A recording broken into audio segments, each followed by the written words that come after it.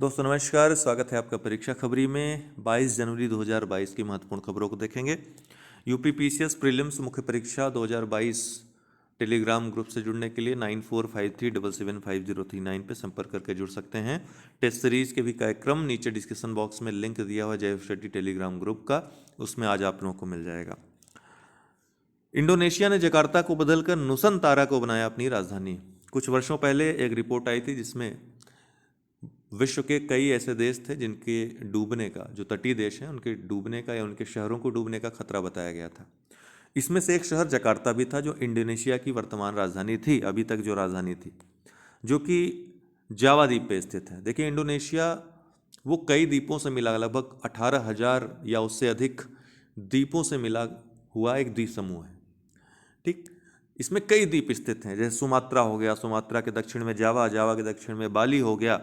आप यहाँ सुलावेसी द्वीप देख रहे हैं, बोर्नियो द्वीप का जो दक्षिणी बड़ा भाग है, या न्यूगिनी द्वीप का जो पश्चिमी भाग है, ये सभी इंडोनेशिया के अधिकार क्षेत्र में आते हैं। ये बड़े द्वीप हैं। इसके अलावा छोटे छोटे बहुत सारे द्वीप हैं जो आपके प्रशांत महासागर से लेकर हिंद महासागर तक फैले हुए हैं, ये इसमें आते हैं। इसलिए इंडोनेशिया का विस्तार काफ़ी है। इंडोनेशिया कभी द्वीपांतर भारत भी कहा जाता था, अर्थात भारतीय लोग, भारत के लोग रहते थे। हिंदू धर्म परंपरा, ऋषि परंपरा यहाँ पर मानी जाती थी। बाद में बौद्ध धर्म भी यहाँ पर उसका विस्तार हुआ था, तो इसको द्वीपांतर भारत कहा जाता था, अर्थात समुद्र पारी भारत कहा जाता था इसे। लेकिन बाद में कालांतर में 13वीं शताब्दी में मुस्लिम प्रभाव के कारण यहाँ पर धीरे धीरे मुस्लिमों का विस्तार हुआ, और आज वर्तमान में विश्व की सबसे बड़ी मुस्लिम आबादी वाली कंट्री इंडोनेशिया है। भारत और अमेरिका के बाद चाइना, भारत, फिर अमेरिका, और चौथे नंबर पे कोई देश है जनसंख्या में विश्व का, तो इंडोनेशिया है। लेकिन मुस्लिम आबादी वाला सबसे बड़ा देश इंडोनेशिया है।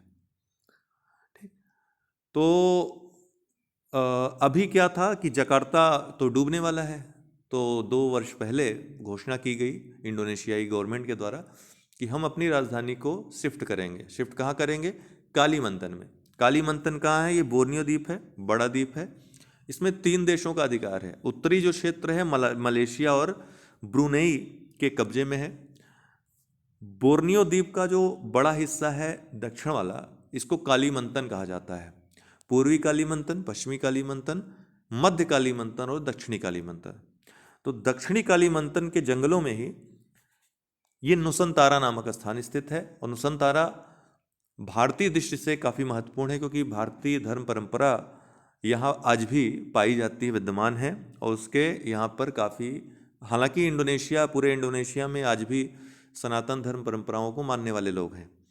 भले ही धर्म कोई हो, लेकिन उस परंपरा के काफ़ी पदचिन्ह आपको यहाँ पर मिल जाएंगे। तो इंडोनेशिया ने जकार्ता को बदलकर नुसंतारा को अपनी राजधानी बनाया। इंडोनेशिया ने अपनी राजधानी शिफ्ट कर ली है। बोर्नियो द्वीप पर कालीमंतन के जंगल के भीतर एक स्थल है नुसंतारा नामक स्थान, उसी को अपनी राजधानी बनाई है। इसे इसलिए चुना गया क्योंकि यह इंडोनेशिया के भूगोल को भी, देखिए नुसंतारा को ही क्यों चुना गया, यह भी एक प्रश्न आ सकता है। तो इंडोनेशिया के भूगोल को प्रदर्शित करता है। ठीक है, एक स्थिर क्षेत्र भी है, यहाँ पर सबसे कम खतरा है, ज्वालामुखी कम है यहाँ पर। बाकी आपको पता है इंडोनेशिया में बहुत सारे सक्रिय ज्वालामुखी हैं, अक्सर उनमें विस्फोट होता रहता है। और अंतर्राष्ट्रीय स्तर पर काफ़ी प्रतिष्ठित स्थान भी है, पर्यटन के केंद्र के रूप में भी इसका विकास हो सकता है, अभी भी है। तो जकार्ता इंडोनेशिया का वाणिज्यिक और वित्तीय केंद्र बना रहेगा, कार्य वहाँ होते रहेंगे जब तक डूबता नहीं है। अगले दशक में सरकारी केंद्र को स्थानांतरित कर दिया जाएगा और 2045 तक वर्ल्ड सिटी फॉर ऑल का सपना साकार हो जाएगा। इंडोनेशिया का एक सपना है कि एक ऐसे शहर का निर्माण हो जहाँ पर विश्व के सभी लोग आ सकें, आना चाहें, आकर्षण का केंद्र बने। यह भी अनुमान लगाया गया है कि जकार्ता अगले 30 वर्षों में यानी 2050 तक डूब जाएगा। इंडोनेशिया एशियाई देश है। इंडोनेशिया आधिकारिक तौर पर इंडोनेशिया गणराज्य भारतीय और प्रशांत महासागरों के बीच दक्षिण पूर्व एशिया और ओशिनिया में एक देश है। इसमें 17,000 से अधिक द्वीप शामिल हैं, जिनमें सुमात्रा, सुलावेसी, जावा, बोर्नियो और न्यूगिनी के कुछ हिस्से शामिल हैं। इसकी राजधानी अभी तक जकार्ता ट्रेंडिंग थी, अभी चेंज हो गई, नुसंतारा हो गई। मुद्रा इंडोनेशियाई रुपया है। राष्ट्रपति जोको विडोडो हैं। जनसंख्या 27.35 करोड़ विश्व बैंक के अनुसार। कितना? 27.35 करोड़। इस तरह से विश्व की चौथी सबसे बड़ी आबादी वाला देश है। इक्वेटर देखिए, इक्वेटर जो विषुवत रेखा है वो इंडोनेशिया से होकर गुजरती है। इक्वेटर इंडोनेशिया से होकर गुजर रही है। इंडोनेशिया की और कुछ खास बातें अगर आप बताएं तो इंडोनेशिया दोस्तों, यहाँ पर रेफ्लेशिया नामक विश्व का सबसे बड़ा जो फूल पाया जाता है, विश्व का सबसे बड़ा फूल पुष्प रेफ्लेशिया, वो यहीं पर पाया जाता है, इंडोनेशियाई द्वीप समूह में ही पाया जाता है। इसके अलावा कमांडो ड्रैगन एक छिपकली है, विशालकाय छिपकली, वो इंडोनेशिया के ही जंगलों में पाई जाती है। तो ये कुछ महत्वपूर्ण फैक्ट्स थे जो आपको में भी काम आए। अगली महत्वपूर्ण खबर, वार मेमोरियल की लौ में मिलेगी अमर जवान ज्योति। देखिए कल काफ़ी पॉलिटिकल इश्यू था, ये बड़ा मुद्दा था और इस पे लोगों ने पक्ष और विपक्ष में अपनी राय रखी। फिलहाल ये अभी जो वर्क हुआ है उसके बारे में ध्यान रखिएगा। आप कहीं ये मत लिखिएगा कि वार मेमोरियल की लौ को बुझा दिया गया, इसको मर्ज किया गया है। मैं इसीलिए इस बात की चर्चा कर रहा हूँ। तो आप पॉलिटिकल डिबेट पे मत जाया करिए, जो सही बात रहा करे आधिकारिक तौर पर उसको ही आप पढ़िए, उसको ही जानिए, ज़्यादा सही है। तो वार मेमोरियल की लौ को अमर जवान ज्योति में मिला, सॉरी, वार मेमोरियल की लौ को नहीं बल्कि अमर जवान ज्योति जो थी इंडिया गेट पे, उसको क्या कर दिया गया, लोगों ने कहा बुझा दिया, लेकिन बुझाया नहीं। इसको वार मेमोरियल जो पिछले वर्ष बना था इस सरकार में, 2019 में जो बना, उसकी जो लौ है उसमें मिला दिया गया, मर्ज कर दिया गया है। तो अब एक होंगी राष्ट्रीय युद्ध स्मारक की लौ और अमर जवान ज्योति। इसकी डिमांड काफ़ी समय से सेनाओं और पैरामिलिट्री फोर्सेस के द्वारा भी की जाती रही हैं। तो 21 जनवरी 2022 को नई दिल्ली में इंडिया गेट की अमर जवान ज्योति, लौ और राष्ट्रीय युद्ध स्मारक की लौ को एक कर दिया गया।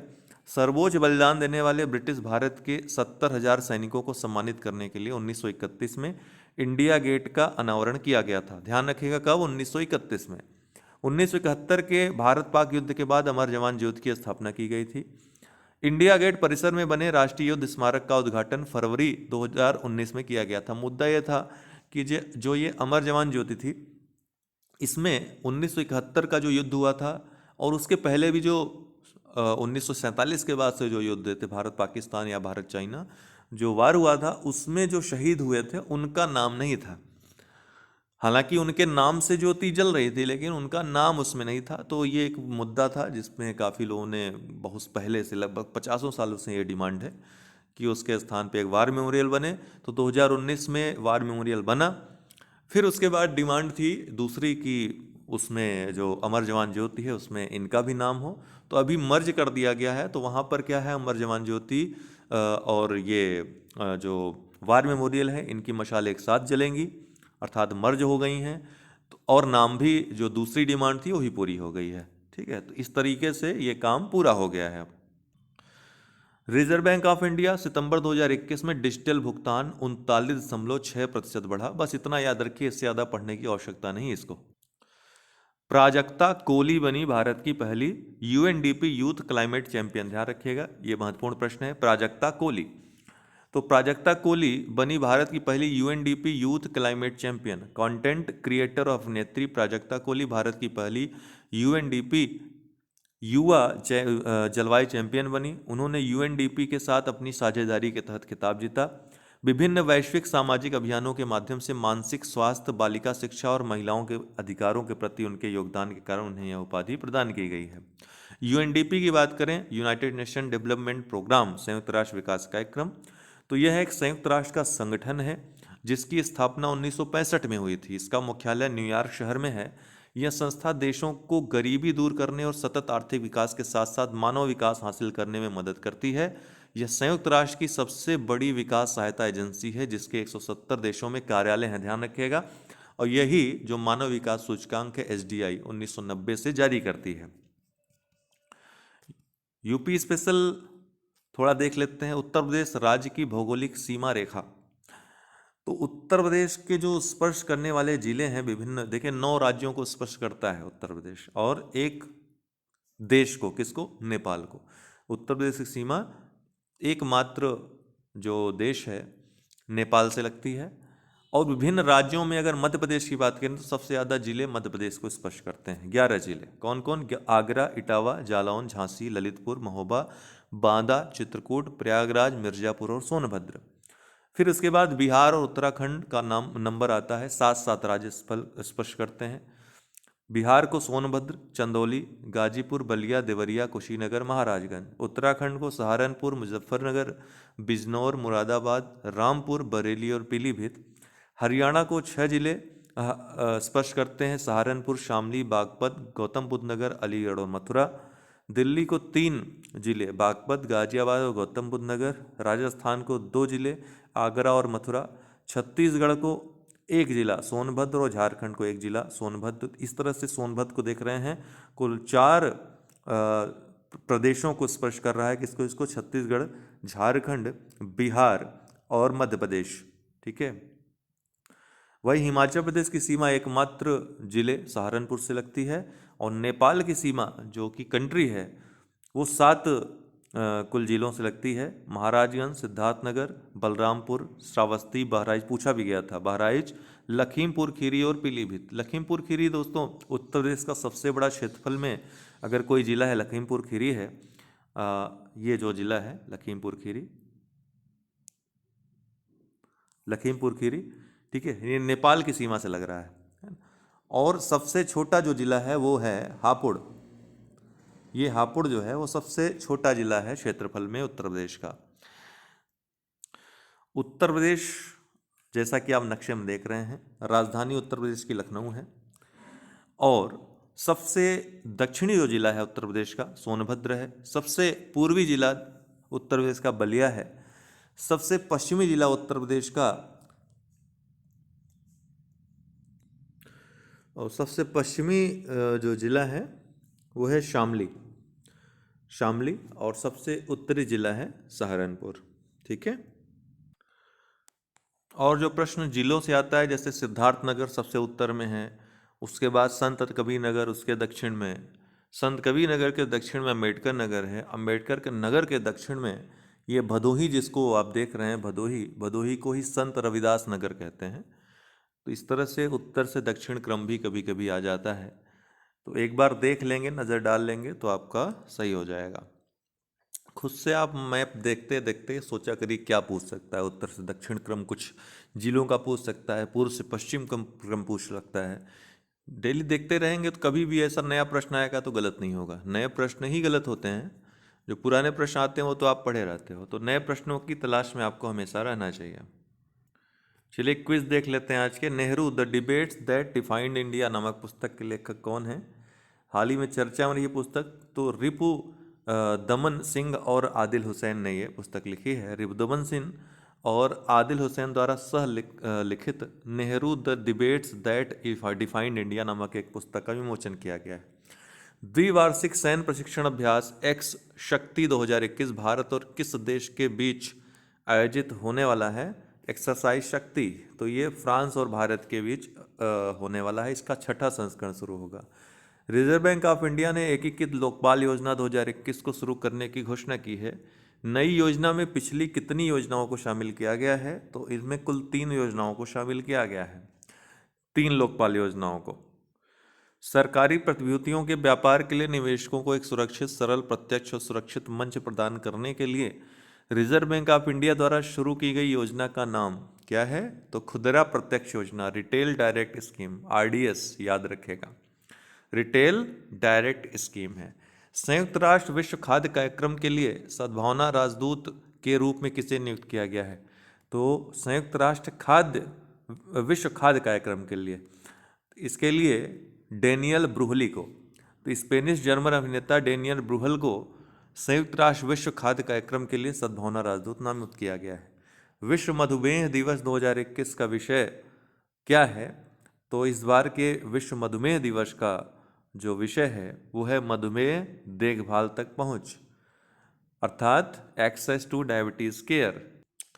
एक बात ध्यान रखिएगा कि मैं भी ये भी पूछ ले कि कब विश्व मधुमेह दिवस मनाया गया। तो वर्ल्ड डायबिटीज डे किस दिन मनाया जाता है? तो 14 नवंबर को, ध्यान रखिएगा 14 नवंबर को।